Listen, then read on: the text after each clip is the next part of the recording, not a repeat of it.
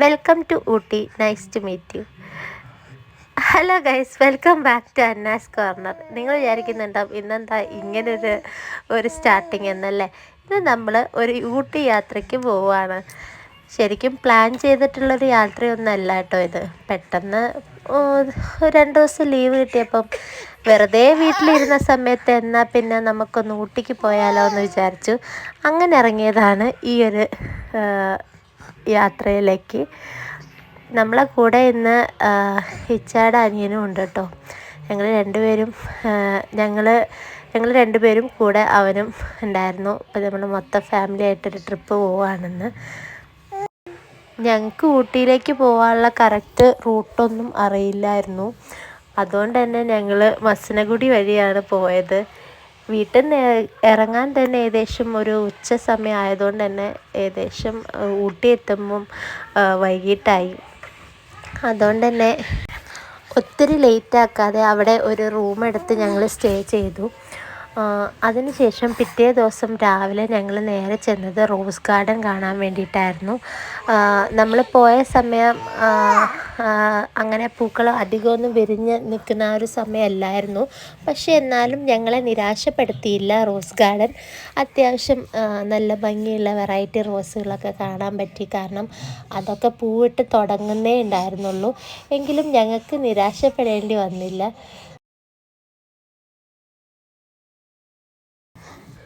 രാവിലെ തന്നെ ആയതുകൊണ്ട് ചെറിയൊരു വെയിലും അതിൻ്റെ കൂടെ നല്ലൊരു തണുപ്പും അങ്ങനെ ഒരു കാലാവസ്ഥയായിരുന്നു ഇവിടെ.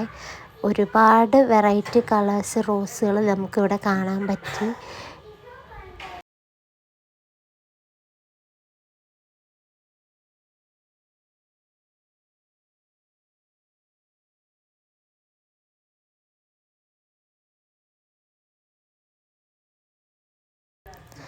മുന്നോട്ട് നടന്നപ്പം ഇവിടെ ഒരു നല്ല കൗതുകമുള്ളൊരു കാഴ്ച ഞാൻ കണ്ടു. കണ്ടോ, ഒരു തേനീച്ച പതിയെ ആ പൂവിൽ നിന്ന് തേൻ കുടിക്കുന്നത്.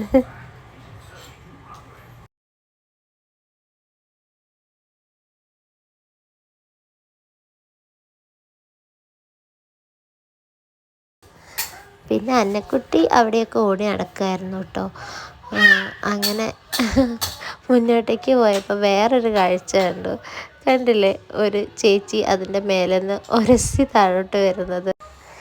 ഏജ് എത്ര കൂടിയാലും നമ്മളുടെ ഉള്ളിൽ എപ്പോഴും ഒരു കുട്ടി ഒളിഞ്ഞിരിക്കുന്നില്ലേ. എനിക്കതാണ് ഓർമ്മ വന്നത്. ആ ചേച്ചി ഒരു ഇതുമില്ലാതെ ആ മേലെ നിന്ന് താഴോട്ട് ഉരസി വന്നത് കണ്ടപ്പോൾ. അങ്ങനെ അവിടുന്ന് ഞങ്ങൾ പതിയെ ബൊട്ടാണിക്കൽ ഗാർഡൻ കാണാൻ വേണ്ടി പോവായി. അവിടുത്തെ ഗ്രീൻ ഹൗസിൻ്റെ ഉള്ളിൽ വെച്ചിരിക്കുന്ന കുറച്ച് പൂക്കളാണ് ഇതൊക്കെ.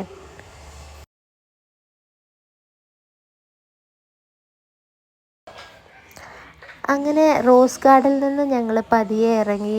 ഇനി നെക്സ്റ്റ് ഞങ്ങൾ ബൊട്ടാണിക്കൽ ഗാർഡനിലേക്കാണ് പോകുന്നത്. ബൊട്ടാണിക്കൽ ഗാർഡനിൽ കയറി ചെല്ലുമ്പോൾ തന്നെ നമുക്കൊരു ഗ്രീൻ ഹൗസ് കാണാം. അപ്പോൾ ആ ഗ്രീൻ ഹൗസിലുള്ള ചെടികളാണ് ഇതെല്ലാം. ഇവിടെയും ഒരുപാട് വെറൈറ്റി പൂക്കൾ ഉള്ള ചെടികൾ ഇവിടെ കാണാൻ പറ്റുന്നുണ്ട്. അപ്പോൾ അതിങ്ങനെ അവർ ഈ ഒരു ഗ്രീൻ ഹൗസിൻ്റെ ഉള്ളിലാണ് സെറ്റ് ചെയ്തിരിക്കുന്നത്. ഊട്ടി ഒരിക്കലും നമ്മളെ നിരാശപ്പെടുത്താറില്ല എന്ന് പറയുന്ന ഇത് വളരെ ശരിയാണല്ലേ. ഊട്ടി ട്രിപ്പ് നമുക്ക് നമുക്ക് വീണ്ടും വീണ്ടും പോകാനുള്ള ഒരു പ്രചോദനം മാത്രമാണ് തരുന്നത്. പിന്നെ ഇവിടെ ഒരുപാട് വർഷങ്ങൾ പഴക്കമുള്ള ചെടികൾ നമുക്കിവിടെ കാണാൻ പറ്റും. ഓരോ വൃക്ഷത്തിൻ്റെ താഴെയും അതിന് എത്ര വർഷം പഴക്കമുണ്ട്, അതിൻ്റെ പേരെന്താണ്, അതിൻ്റെ ബൊട്ടാണിക്കൽ നെയിം എന്താണ്, അങ്ങനത്തെ കാര്യങ്ങളൊക്കെ എഴുതിയിട്ടുണ്ട്.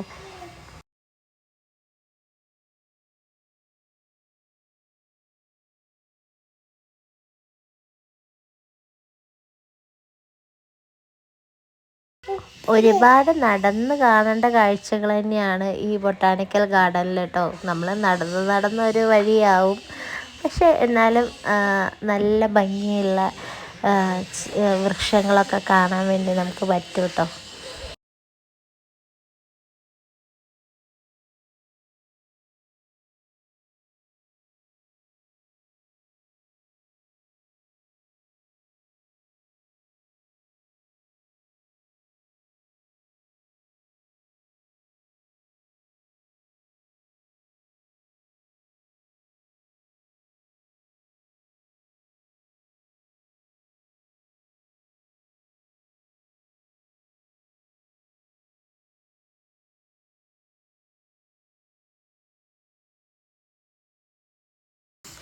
അങ്ങനെ ഇവിടുത്തെ കാഴ്ചകളൊക്കെ കണ്ടു കഴിഞ്ഞ് ഞങ്ങൾ ഇനി പതിയെ ഇവിടുന്ന് വേറെ സ്ഥലത്തേക്ക് പോവുകയാണ്.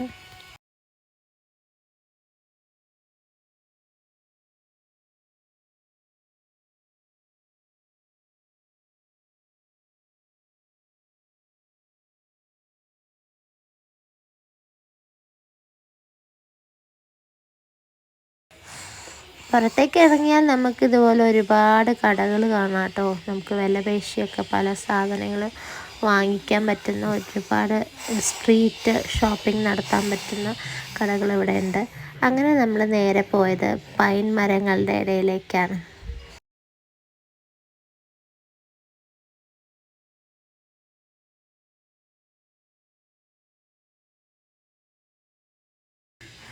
ഇവിടെ ഹോഴ്സ് റൈഡിങ് ഉണ്ടെന്ന് കേട്ടപ്പം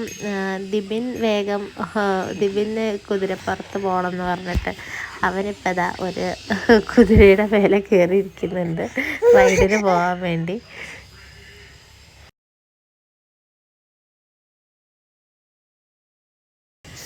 പൈൻ മരങ്ങളുടെ ഇടയിലൂടെയുള്ള കുതിരസവാരി അടിപൊളിയായിരുന്നു എന്നാണ് കേട്ടോ അവനിൽ നിന്ന് കിട്ടിയ കമൻറ്റ്.